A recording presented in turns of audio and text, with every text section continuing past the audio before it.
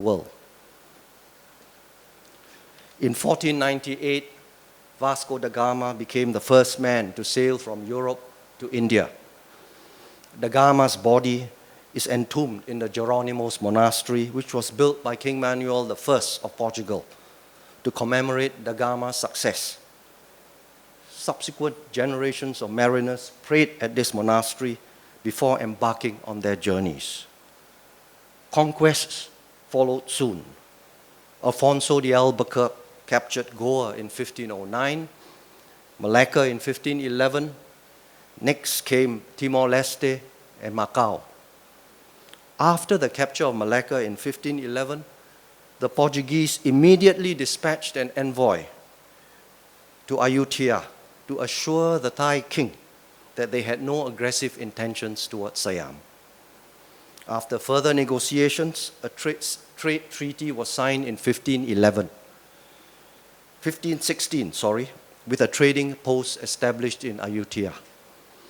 In exchange, the Siamese imported muskets, cannon, gunpowder, and ammunition from the Portuguese.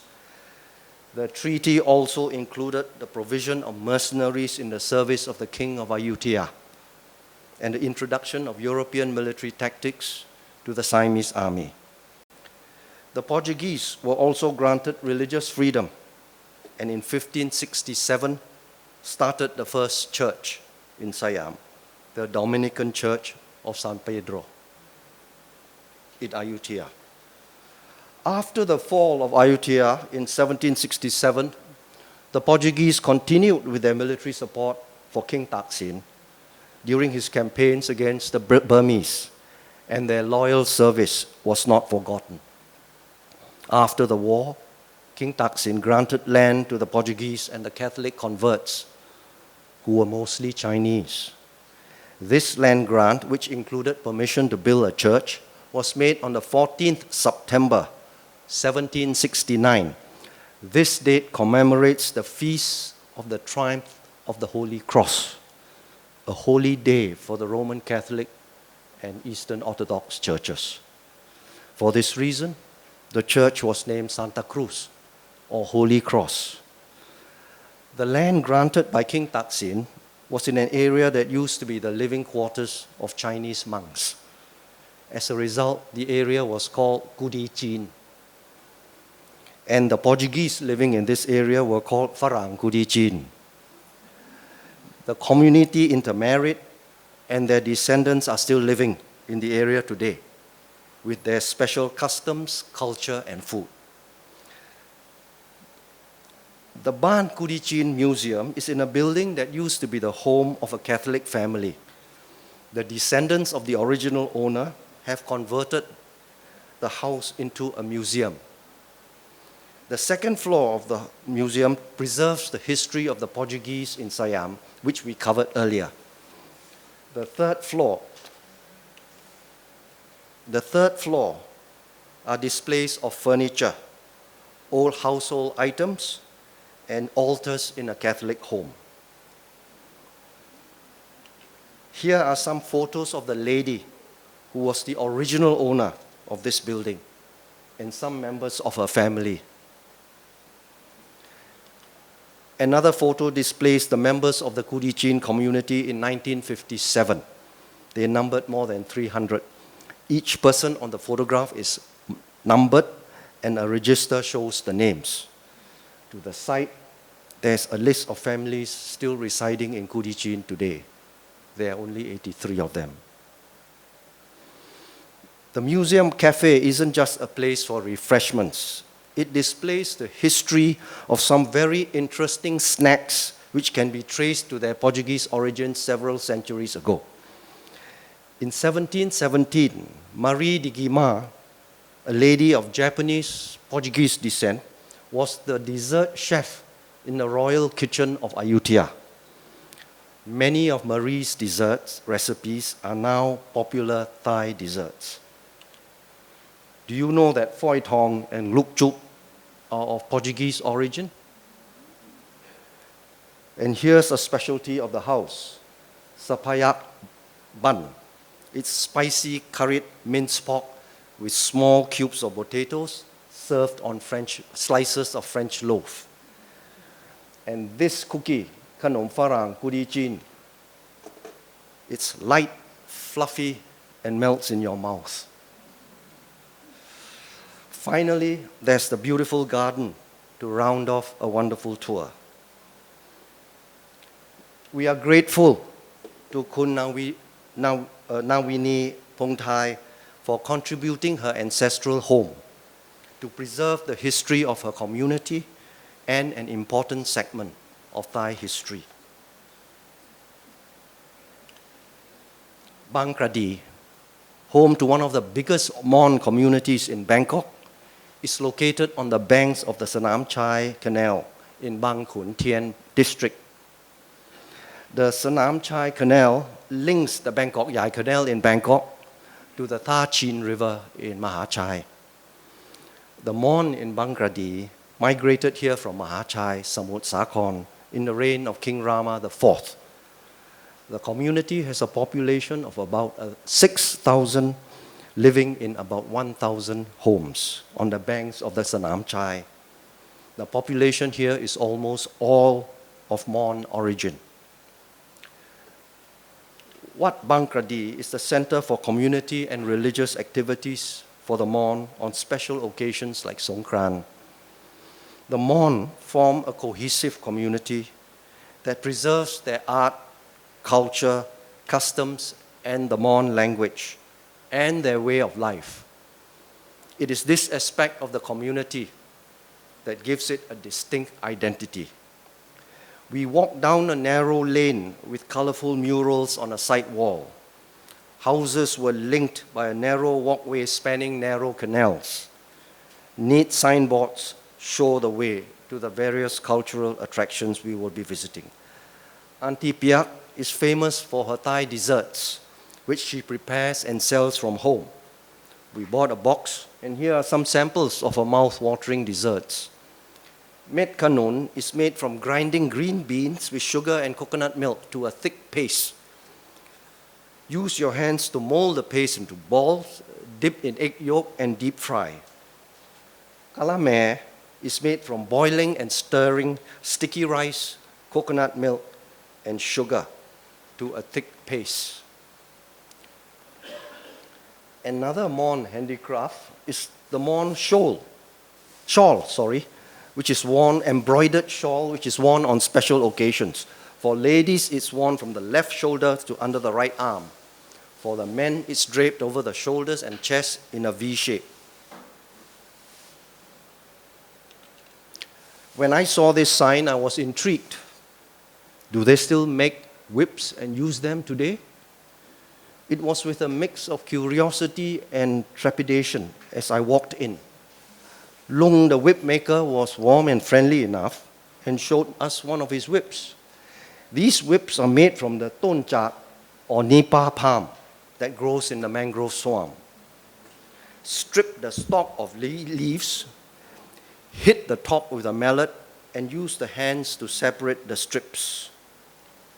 Here's a demonstration of how to use it. Any volunteers? It's quite harmless. It's meant for dusting furniture or to chase the mosquitoes and flies away.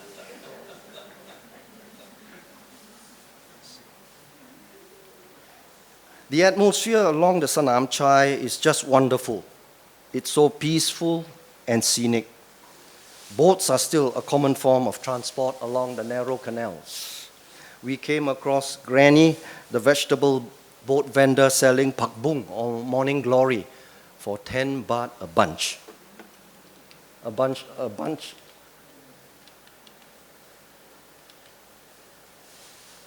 Oh.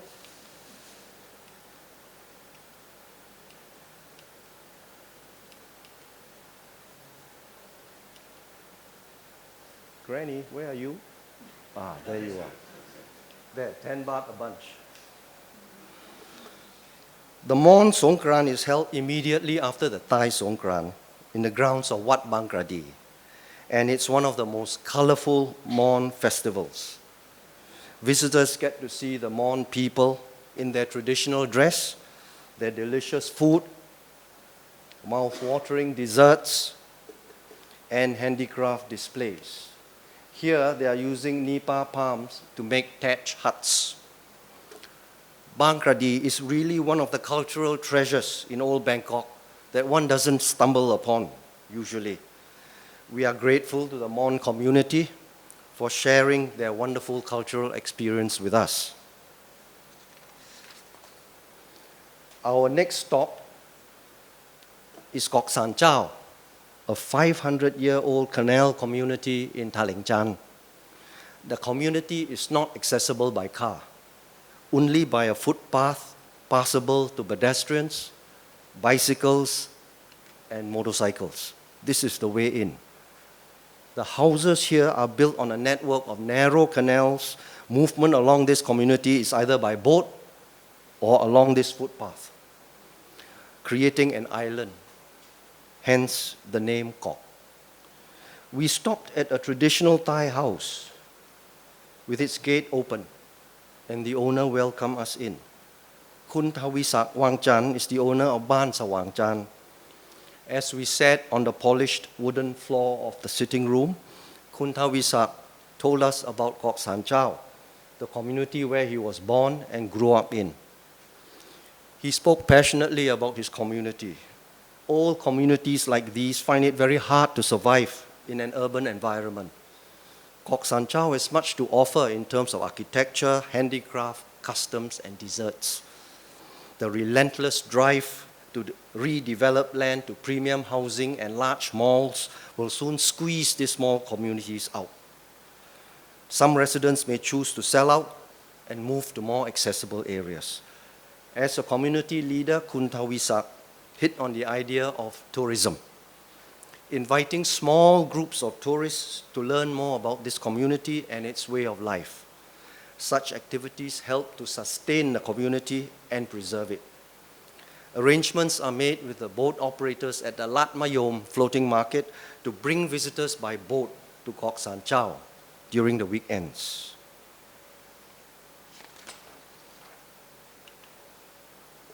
We took a tour of this traditional Thai house, which is bounded by canals. The area on the ground floor consists of the sitting room, dining room, and guest room. The traditional dining room with food in common containers reflect the harmony and unity of a family that dines together. The balcony in the guest room overlooks a canal to the rear of the house. Certain rooms are closed to the public with signs to indicate this. Kun Thawisak and his family still live here. For this reason, Ban Sawangchan is called a living museum. Upstairs, the living areas of the family are upstairs. The areas open to the public are the room for the cone masks and the sitting room. There's a separate gate and staircase leading upstairs without having to go through the main door downstairs. Banana stalk carving is a specialty of Kun Thawisak, a skill he acquired from his father. He comes from a long line of artists and craftsmen, and here's a sample of his craftsmanship. Next, we came to this shrine, San Chau Po Chui, the water god shrine. In the old days when movement and trade were waterborne, it was only natural for residents to pray at a shrine for the water god for their safety. This shrine probably contributed to the second part of the name of this community, San Chau, or shrine. Ban Krung Hom, or the House of Perfume, is the home of Kun Thawisak's younger sister. It deals with perfume and powder made from natural material. In addition, this place makes beautiful garlands from beads of scented powder. This is the entrance to the house. In this craft, powder is mixed with lime and water and flower scents to produce a thick, creamy paste, which is put in a cone and squeezed onto a prepared garland of strings. When the beads dry, these are the results.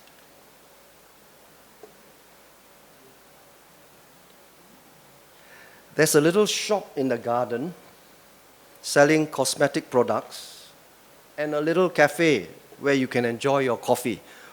Walk around the garden. The place is an oasis of peace and serenity.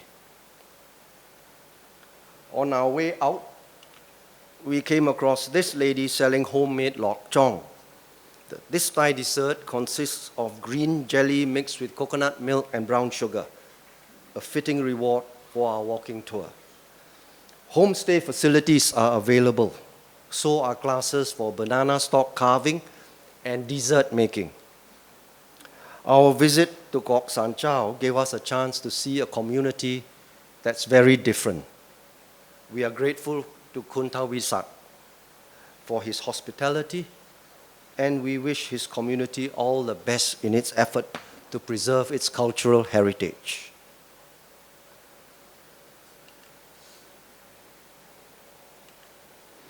The House of Museums in Tawi Watana exhibits replicas of old neighborhood shops from the earlier half of the 20th century.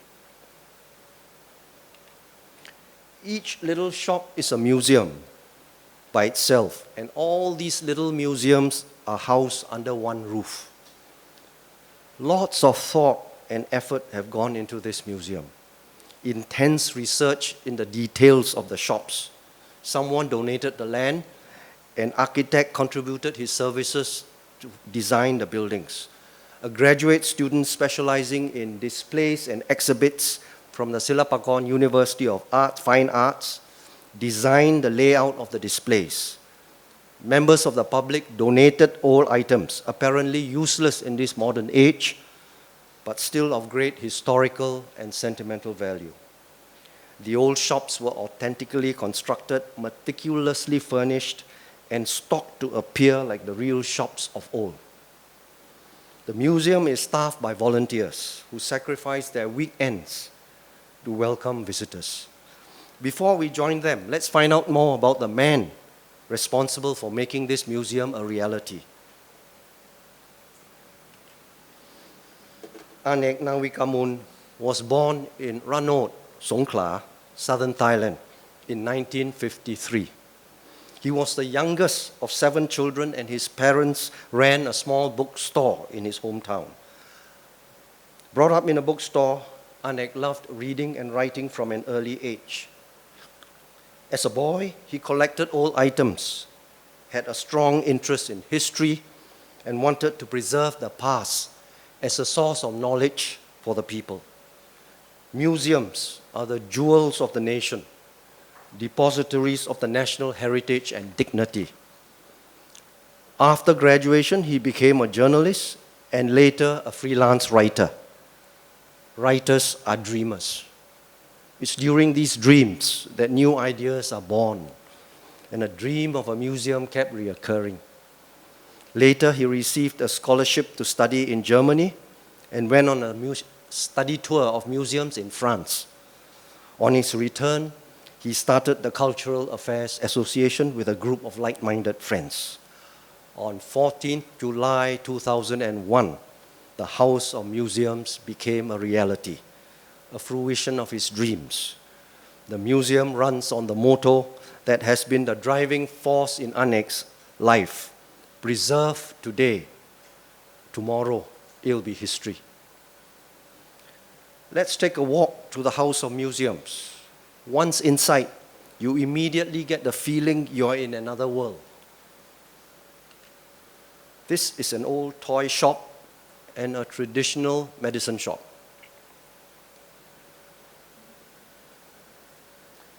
Take note of the detailed items that are on the shelf. This is a souvenir shop and an old barber shop.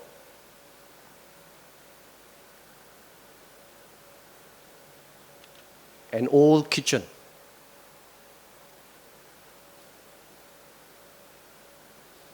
And this is the table football. We don't see this anymore. This was before the days of computer games. An old record shop with some very old records that look alien in today's digital age. Remember Rogers and Hammerstein's South Pacific and Julie Andrews' Sound of Music. Goldsmith shop and a dental clinic. Now this is an old coffee shop before the days of cafes. And it has some very interesting devices. The first generation ice crusher, which is manual. The second generation ice crusher, which is mechanical. With large supermarkets dominating the market today, gone are the days when the owner of your neighborhood shop knew you and your family personally. The House of Museum preserves those memories for those of us who care to remember. In the words of the founder, preserve today, tomorrow it'll be history.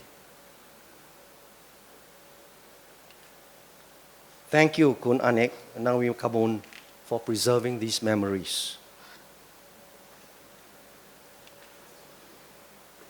Tawiwatana is a district in northwestern corner of Bangkok. It covers 5 hectares or 12.5 acres of flat, low-lying land